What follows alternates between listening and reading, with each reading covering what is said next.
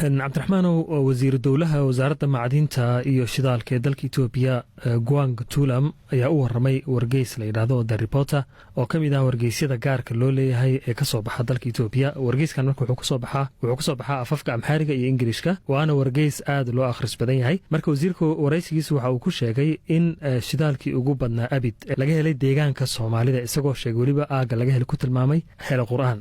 wuxuuna ku sheegay cabirka shidaalka halkaasi laga helay 1.6 trilyan cubic meter. waa shidaal aad u badan. marka wuxuu sheegay Mr. Gwang Tulam in ay dowladdu hadda ay wado shaqooyin la xidhiidha sidii gaaskaasi dabiiciga ee faraha badan ee laga helay deegaanka Soomaalida looga faa'iideysan lahaa loona suuq geyn lahaa. wuxuuna sheegay shirkad Mareykan laga leeyahay oo lagu magacaabo Greencom inay wasaaraddu ka soo dalbatay in gaaskaasi dabiiciga ee la helay ay soo saarto ayna u qoondeysay $2 bilyan.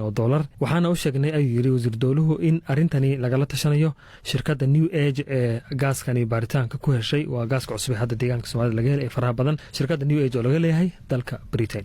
Cabdiraxmaan horey soo may jirin in Itoobiya shidaal hore laga helay oo ay dowladdu shaacisay. Cabdiraxmaan waa jirtay dowladda Itoobiya ee sanadkii hore 2018 ay ahayd xilliga ay shaacisay in dalka Itoobiya uu markii ugu horeysay si rasmi ah oo uu u helay shidaal. tijaabadan markaas la sameyn doono. marka waxay sheegtay waagaasi ra'iisul wasaaraha Itoobiya ayaana telefishinka afka dowladda ku hadlo kaga dhawaaqay, isagoo sheegay shirkad la yiraahdo Poly GCL oo laga leeyahay dalka Shiinaha in ay ka heshay aaga la yiraahdo Hilala iyo Kaalub 4.7 trilyan cubic oo gaaska dabiiciga ah. tijaabada ugu horeysay lagu soo saaray la sameynayo, waxaana markii ugu horeysay marka ceelashaas laga soo saaray 450 fuusto maalin walba laga soo saarayo muddo 36 bilood ku beegana ay dowladda Shiinaha shirkadda ay leedahay ee la yiraahdo Poly GCL ay sii horumarin doonto ceelal kalena ay baaritaan ku sameynayso ayna ku wado markaas in ugu dambeyntii ceelasha halkaas laga helo dhan ay dalka Itoobiya markaas shidaalka ay ka faa'iideysto. Cabdiraxmaan xilli go'an oo shidaalkaasi la soo saarayo oo cayiman wasiirku ma sheegay.